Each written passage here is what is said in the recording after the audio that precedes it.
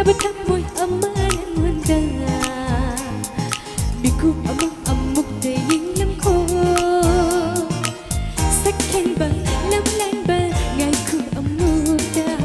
May madya, pamo ba, ngay ko amok da Tamoy at mapaling, pitong nabatammo'y amalan handa Ngay ko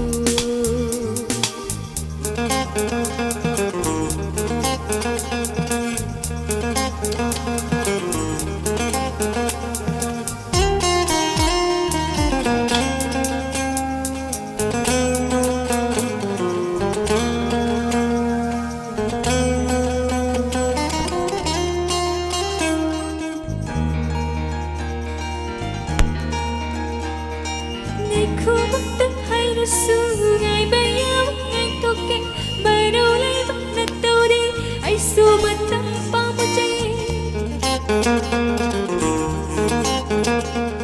Ngày khu bắc đất hay nó xưa ngày bay áo ngày tô keng mà đâu lấy bên nạt đâu đi ai xua bên ta bao một trái nắng đi ngày mất khu đi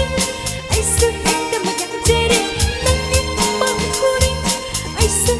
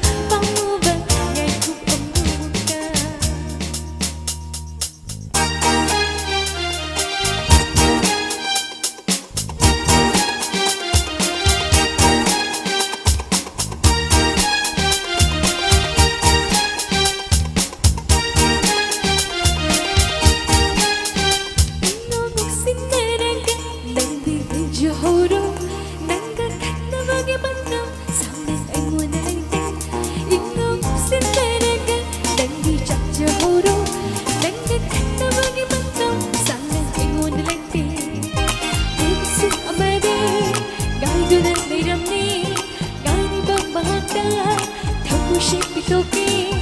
ay mulog siya'y naghamang-ambay Magdudugin